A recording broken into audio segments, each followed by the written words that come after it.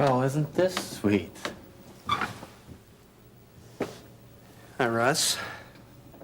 I hope 3 is not a crowd.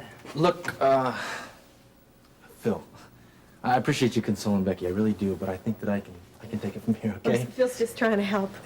Like he helped run you ragged? From stage to studio, 8 hours rehearsals, gigs till 4 in the morning. Come on, he didn't know. He didn't know because you were afraid to tell him. Look, Russ, if I'd known about that baby, Look, I would have... Phil, I really don't want to talk about it, you know? I don't want to argue anymore. I just came here to comfort the baby that I still have, you know? Now, just go, please. Becky, if I'd known about the baby, well, I hate to admit it, but I probably would have let you go from the band.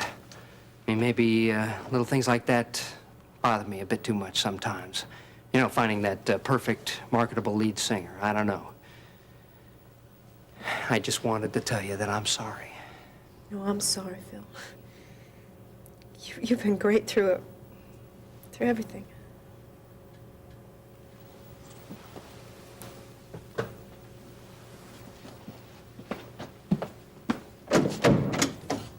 And, Russ, for letting you know that Becky was in a hospital, you're welcome.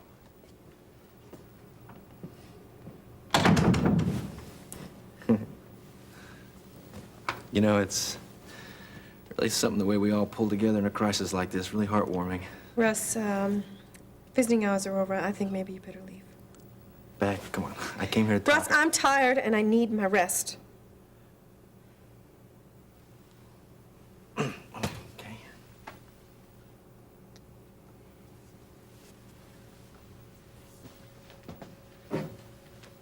Hey, Russ. What were you going to say? That I love you. Could have phoned that in.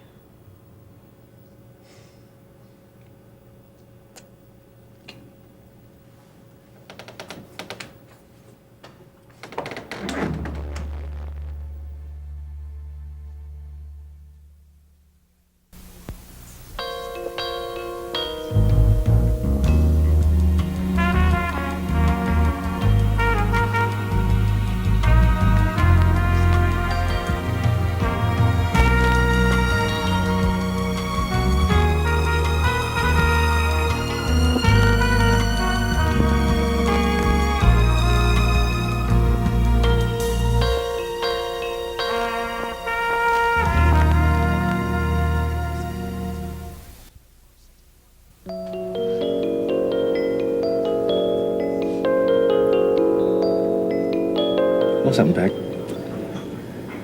Love and sex go together. But you can have sex without that kind of love. I love Lori. But that doesn't mean that I don't have feelings for a beautiful girl, a beautiful body. That's chauvinism. You want both, right? I mean, guys do, sure. Girls do, too. I like you, Beck. You know? Thanks. Something about me you don't like?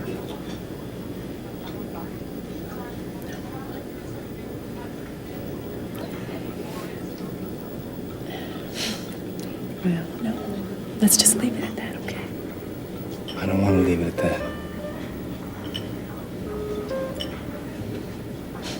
You intend to rape me, sir? Would you resist? I don't think so.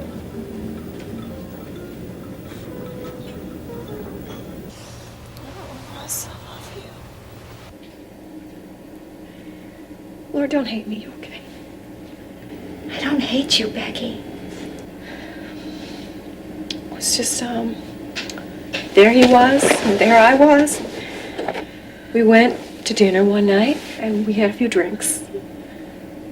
Lord, we were both so lonely for something. Russ said he was lonely.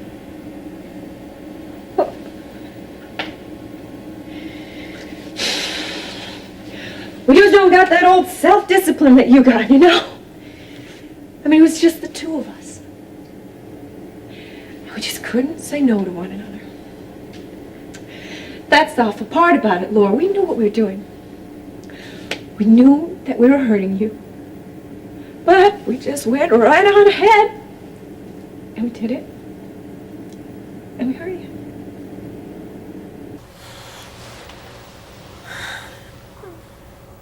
When were you going to tell me, huh? The 6th month? The 7th month? Hey, maybe the 10th month. Shut up! It is true, isn't it? You know something, Weaver? You ought to take lessons from your father. At least he asks like a gentleman. What do you mean, my father? When did you see my father? Oh, he came to visit me last night. Here? He was waiting for me. Uh-huh. What did he ask you? Becky, does he know? Know what? That you're pregnant. Yeah, Russ, he knows. He knows! Why, what's the matter? Didn't you think you could do it, huh? Promise me something. Promise me that you'll never hold this over my head. You'll never say that I got pregnant and I forced you into it, because I'm not forcing you into it. I wouldn't force you now. I never I will. don't think you are. Russ, I want to marry you. You know that. But I don't want to be desperate. And I don't want for you to be desperate when we do get married. I'm not. And I'm not running. And I'm not being bullied into anything either. I don't care about my mother. I don't care about the baby, man. Not as much as I care about you. Beck, I need you. You know? The question stands.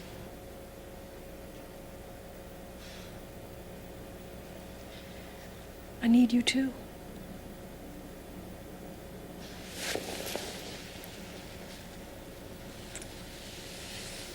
Yeah, I'll marry you. Russ, I love you.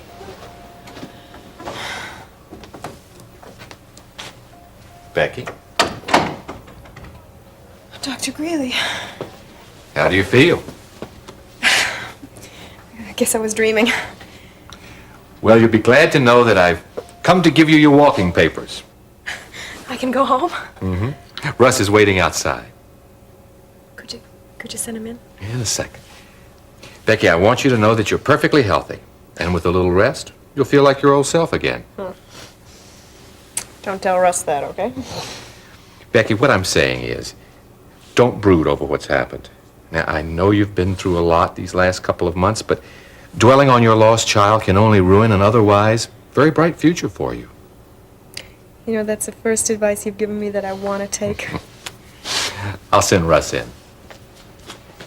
And you take it easy for the rest of the day. Hey.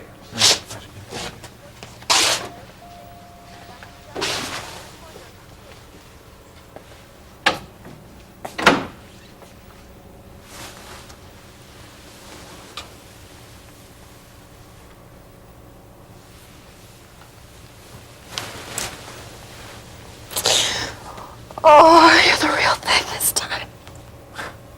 What's that mean?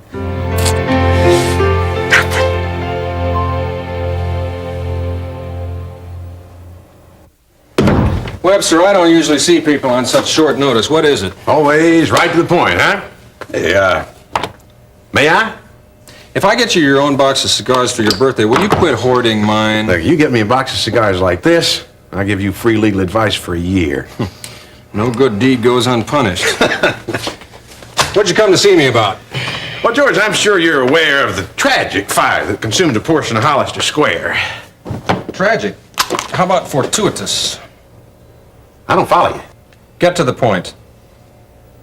Well, as you can well imagine, every time Charles and I turn around, there's some arson investigator throwing questions at us, not to mention the media. My point is, it's all very messy. You torch your own place. A man dies in the fire. Now you want me to bail you out. Is that it? I'm sorry, George. I take offense at what you just said. Come on, Harold. I could practically see the fire in Charles's eyes when you two were over here the And last we wouldn't time. resort to that kind of tactics. If you're innocent, why do you want me to have the investigation called off? I haven't asked for anything yet. Well, what do you want? I want you to call the investigation off. That has nothing to do with my guilt or innocence. These investigators are a pain in the neck, pure and simple. Because I'm not real fond of seeing the word arson headlined right alongside of Hollister Square. Well, the fire commissioner and I aren't that close. George, there's money involved. Gonna treat me to some turkey snackers? Oh, well, I'm serious. I don't want your money. But getting in on the ground floor of the project, that I'd like to discuss. Then you'll have the investigation called off. If you give me a large enough slice of the Hollister pie, I'll do it.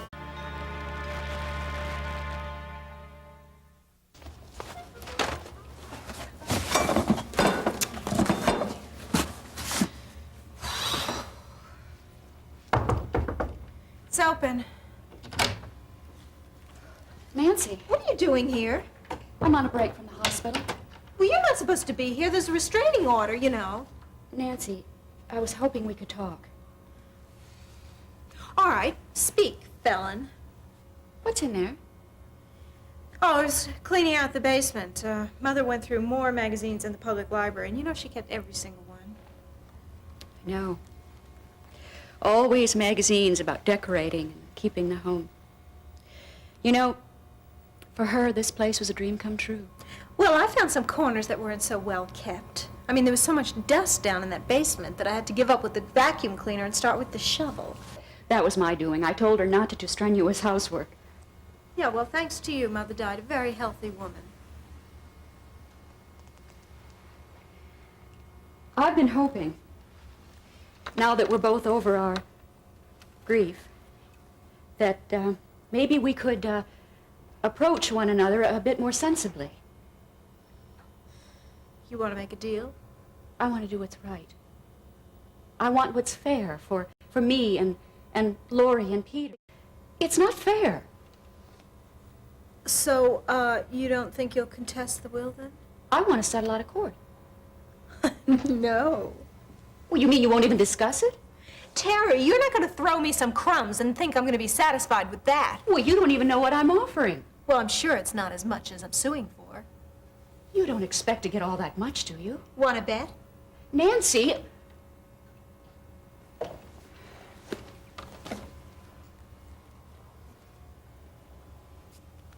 It's not the money you want. I realize that. Oh, yeah? So, what is it I want, then? Well, repayment for all the years that you felt unloved, not wanted. You want emotional vengeance. Yeah, well, maybe that's part of it, but still, I think the money would be nice. I love you, Nancy. Oh, what does that have to do with this? I'm saying that I've made a decision. In my heart, I'll never hate you, and I did once. But you can't say that. You're wrong, Nancy. God has given me love for everyone. I have to decide to accept it or appropriate it. There can be no revenge because I'm not your enemy. And if you get what you think you need, then I'll be happy for you. What is this? A little reverse psychology or something? No, these aren't mind games. And my actions will prove it. If you want to sue me in court and take my shirt, I'm going to offer you my coat as well. Oh, I get it. We want to save you the embarrassment of court and legal fees, right? If you want to talk through this, please call me. You know, you've finally done it. You've gone off the deep end, haven't you? Well, I'm going to call my lawyer.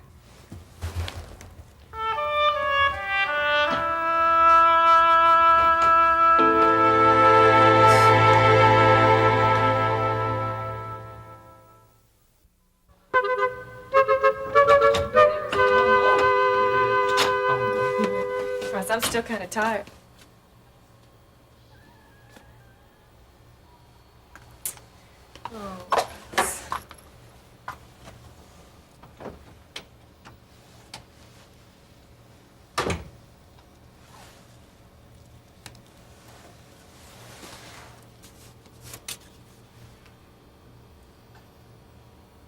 Time to start over?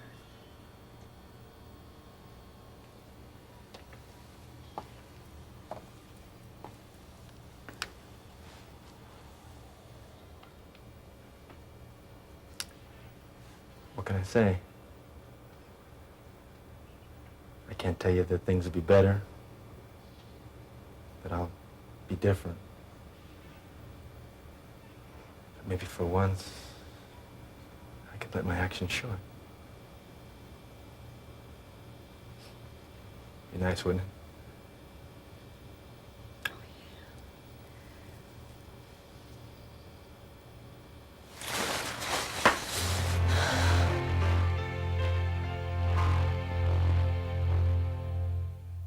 Dennis and I have lined up a third investor for the project. Third investor? Who? He should be here any minute.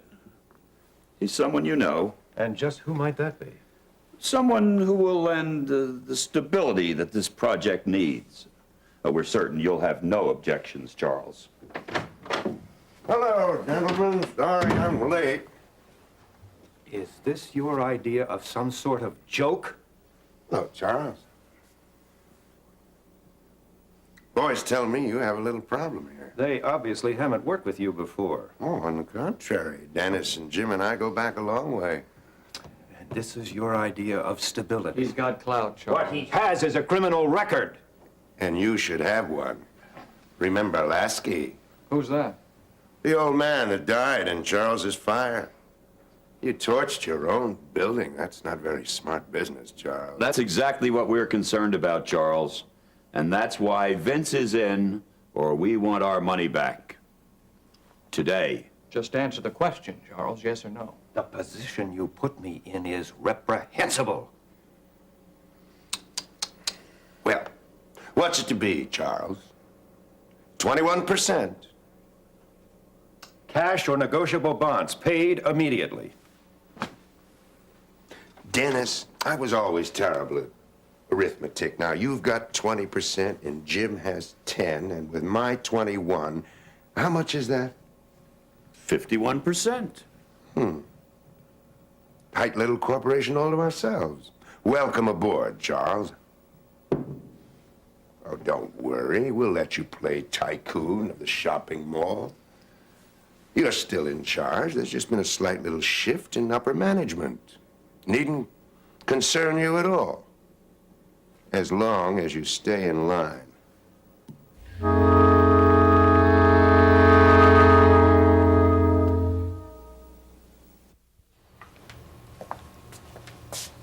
Hey, look at this, huh? We're almost like prime cut. Russ, I don't think a Salisbury steak has a prime cut. What? You even browned the apple crisp? And you thought that I was small time? How you feeling? Oh, the nap did wonders. I'm fine. Great to have you back. We've been nice to each other for about 7.5 hours. Think it's some kind of record? Record, I knew I forgot something. Russ, don't go overboard. Come on. What are you in the mood for? Montavani or Molly Hatchet? Let's go the soft route tonight, okay? Yeah, I was kind of hoping you'd say that.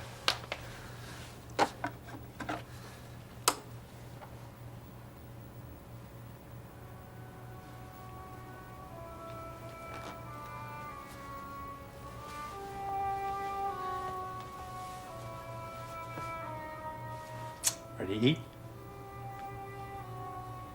Yeah. Come on down.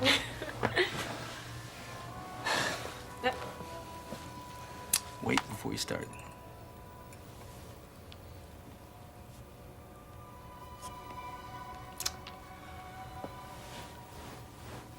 Tell us. Once more, with feeling. Kiss me. Yes, ma'am.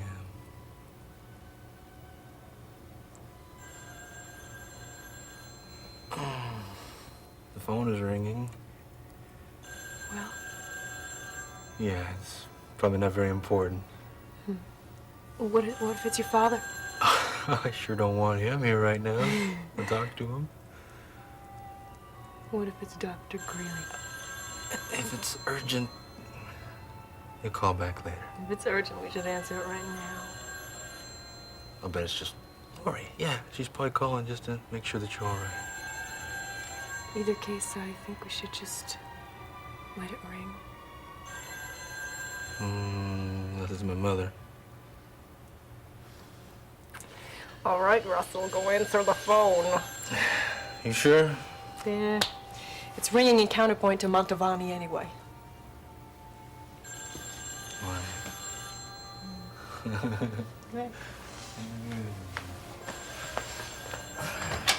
Yeah.